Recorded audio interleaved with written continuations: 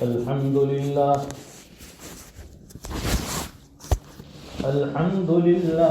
وكفى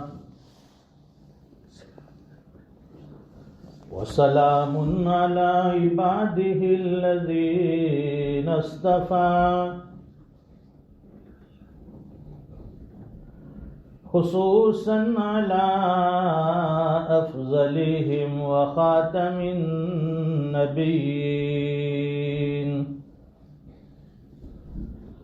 محمد الأمين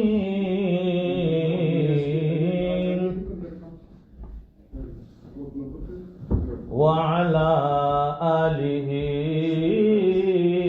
وأصحابه أجمعين.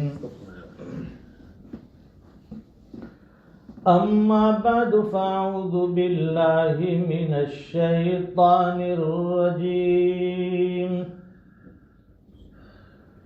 بسم الله الرحمن الرحيم.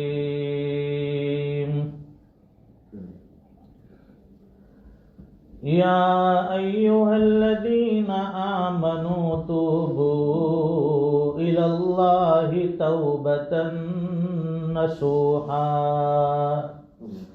صدق اللہ العظیم. ایک مرتبہ عظمت سے درود پاک پڑھے. اللہم صلی علی سیدنا و مولانا محمد وعلى آل سيدنا محمد وبارك وسلم. بزرگان محترم، معزز علماء کرام، ملت اسلامیہ کے جوانوں اور دینی بھائیوں،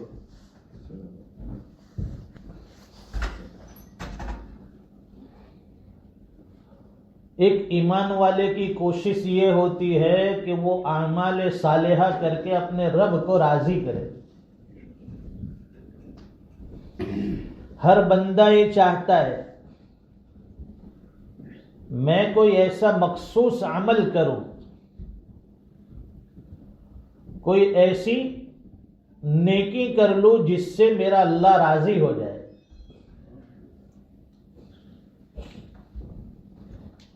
اس لیے کہ زندگی کی دوڑ دھوپ کب اور کہاں ختم ہو جائے کسی کو پتہ نہیں. انسان پیدا کہاں ہوتا ہے، اس کا بچپنا کہاں گزرتا ہے، پھر جوان ہو کر کہیں اور چلا جاتا ہے، شادی کہیں اور ہو جاتی ہے، بچے بڑے ہوتے ہیں وہ کہیں اور چلے جاتے ہیں، بڑھاپا کہیں اور گزرتا ہے، اور پھر اس کی موت کسی اور جگہ واقع ہو جاتی ہے. یہ پورا سفر ہے زندگی سے موت تک کا. یہ سفر جو ہے اللہ تعالیٰ نے زندگی اور موت اور اس کے درمیان کا جو وقت ہے، یہ اللہ نے اپنی رضا، اپنی اطاعت، اپنا ذکر، اپنی یاد کے لیے دیا ہے. قرآن کریم میں اللہ فرماتے ہیں یا ایھا الذین آمنوا اذکروا اللہ ذکرا کثیرا. اے ایمان والو، کثرت سے اللہ کا ذکر کرو، کثرت سے اللہ کو یاد کرو، اللہ کی عبادت اور بندگی کرو. کثرت کا ذکر لایا، کثرت فرمایا، یعنی کوانٹٹی تھوڑی نہیں چلے گی، زیادہ کوانٹٹی میں، زیادہ مقدار میں اللہ کی یاد کرو، زیادہ مقدار میں اللہ کی عبادت کرو، زیادہ مقدار میں اللہ کا ذکر کرو. اور پھر انسان کی پیدائش کا اصل مقصد بھی بتایا. قرآن کریم میں اللہ فرماتے ہیں وَمَا خَلَقْتُ الْجِنَّ وَالْإِنسَ إِلَّا لِيَعْبُدُونَ. کہ ہم نے جنت اور انسانوں کو محض اپنی عبادت کے لیے پیدا کیا، اپنی یاد کے لیے پیدا کیا، اپنی اطاعت کے لیے پیدا کیا۔ مقصد بتا دیا کہ زندگی کا مقصد کیا ہے، اللہ کی اطاعت، اللہ کی عبادت، اللہ کی بندگی، اللہ کا ذکر، اللہ کی یاد۔ اب وہ بھی بتا دیا کہ اللہ کی یاد کتنی ہونی چاہیے، تو ذکراً کثیرہ میں اس کو بیان کیا۔ اور پھر وَسَبِّحُوهُ بُكْرَةً وَأَصِيلًا، ذکر کثیر کے ساتھ یہ بھی بتایا کہ صبح و شام اللہ کی یاد کرو۔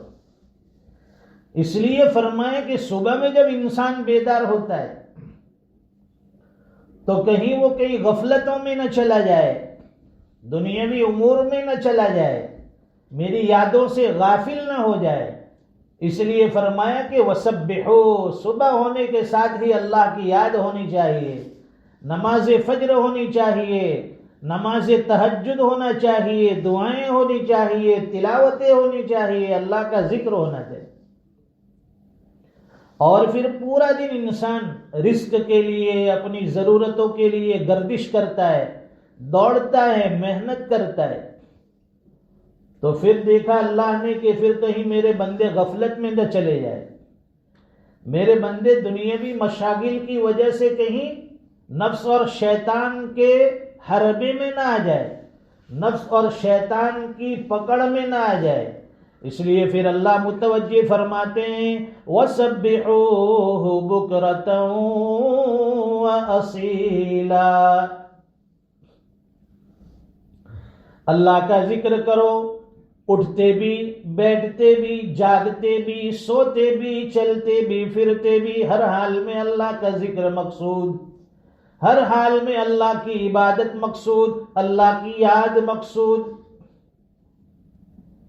صرف نمازوں کے ذریعے اللہ کی یاد اور اللہ کا ذکر ہو جائے، اللہ کی عبادت ہو جائے، یہ کافی نہیں ہے۔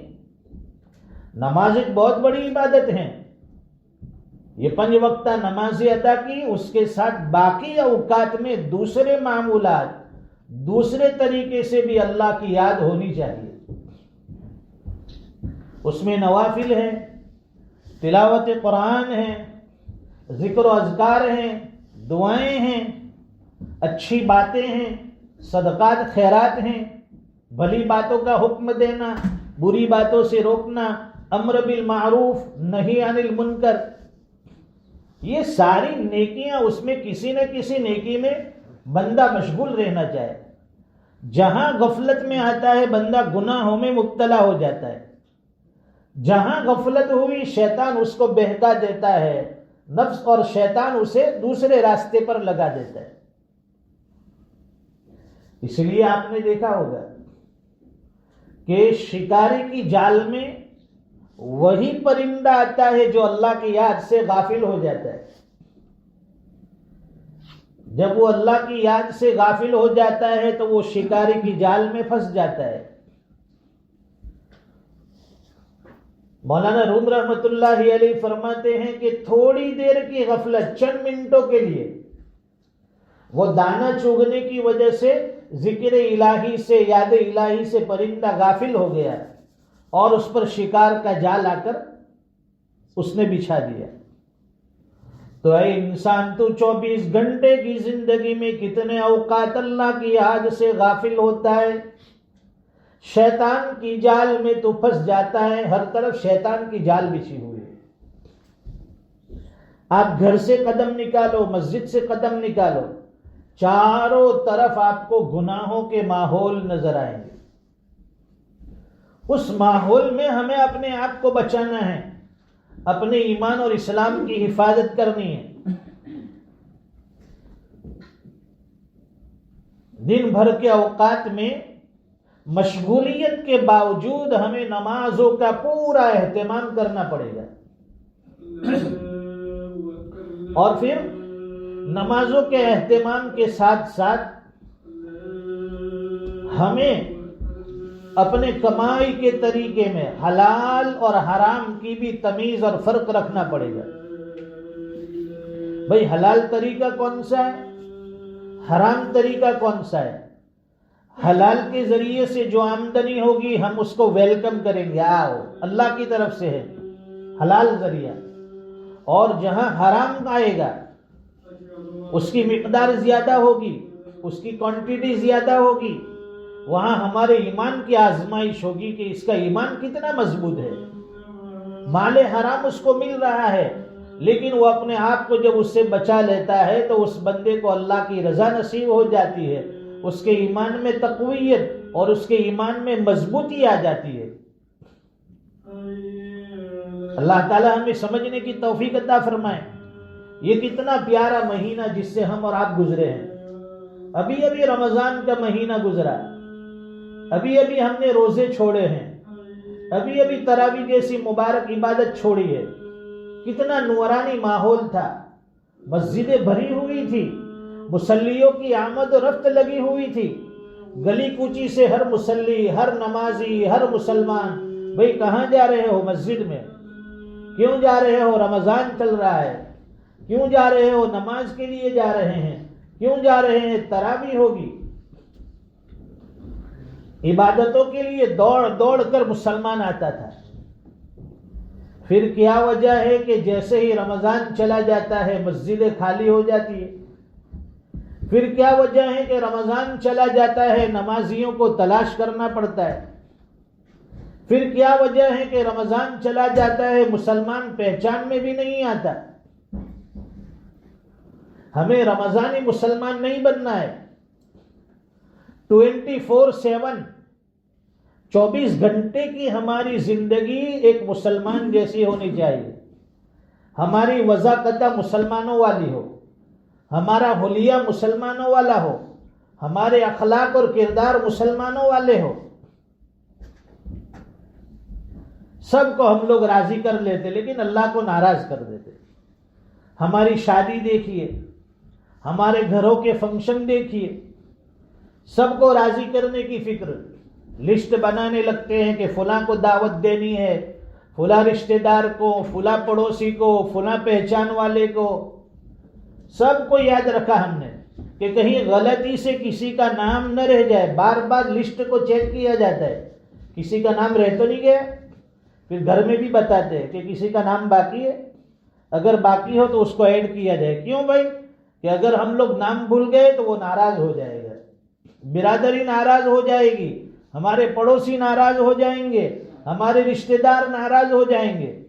لیکن آپ سوچئے کہ اس پورے فنکشن میں، پورے پروگرام میں، پوری تقریب میں کبھی ہمارے گھر میں یہ مشورہ ہوا کہ ہماری یہ شادی، ہمارے گھر کا یہ پروگرام اللہ اور اس کے رسول کی رضا کے مطابق بھی ہونا چاہیے؟ اس میں کوئی عمل ایسا نہ ہو کہ جس میں اللہ اور اس کے رسول کی ناراضگی آ جائے۔ کہیں شریعت سے ہٹ کر کوئی ہم لوگ کام تو نہیں کر رہے۔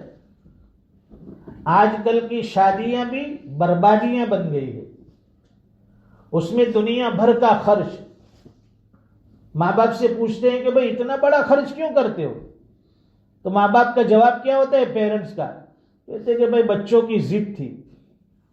ارے بچے تو آگ لگانے کے لیے بھی کہیں گے کہ گھر میں آگ لگا دے، تو آپ لگانے والے نہیں لگائیں گے۔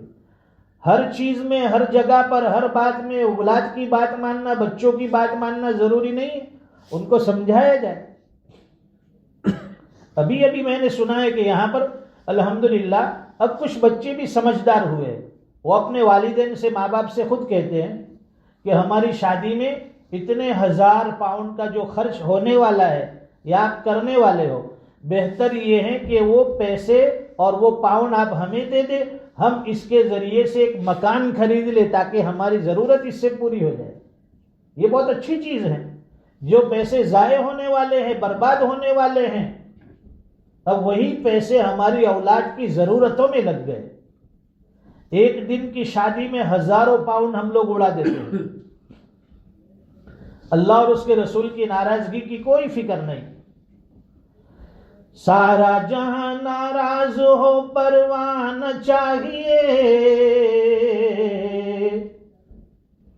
مد نظر تو مرضی جانا نہ چاہیے، بس اس نظر سے دیکھ کے تو کریے فیصلہ،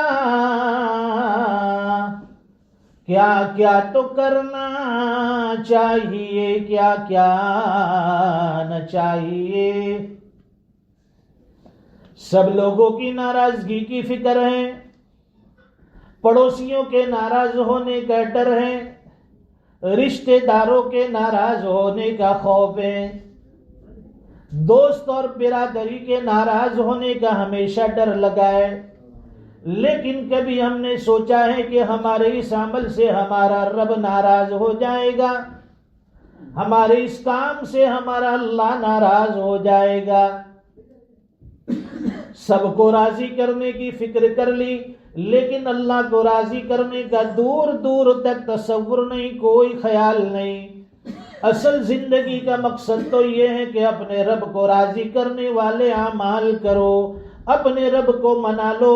زندگی بہت مختصر ہے، یہ زندگی کا دیا، یہ زندگی کی لائٹ کب بجھ جائے کب آف ہو جائے پتہ نہیں ہے۔ ہم نے روزانہ جنازے اٹھتے ہوئے دیکھے ہیں، روزانہ اعلان ہوتے ہوئے دیکھا ہے، آج فلاں کا انتقال ہو گیا، فلاں کی نماز جنازہ ہونے والی ہے، فلاں کو اتنے بجے دفن کیا جانے والا ہے، فلاں کے گھر میں آج تعزیت رکھی ہے۔ یہ سارے اعلان ہم لوگ روزانہ سنتے ہیں، یہ ساری خبریں روزانہ پڑھتے ہیں، لیکن دل اتنا غافل ہو گیا ہے، دل دماغ میں اس بات کا کبھی احساس نہیں ہوا، کبھی تصور نہیں آتا کہ ایک دن ہمارا بھی اعلان ہوگا، ایک دن ہمیں بھی مرنا ہے، ایک دن ہمیں غسل دیا جائے گا، کفن پہنایا جائے گا، جنازے میں لٹایا جائے گا، ہماری نماز جنازہ پڑھی جائے گی، ہمیں قبر کے اندر اتارا جائے گا۔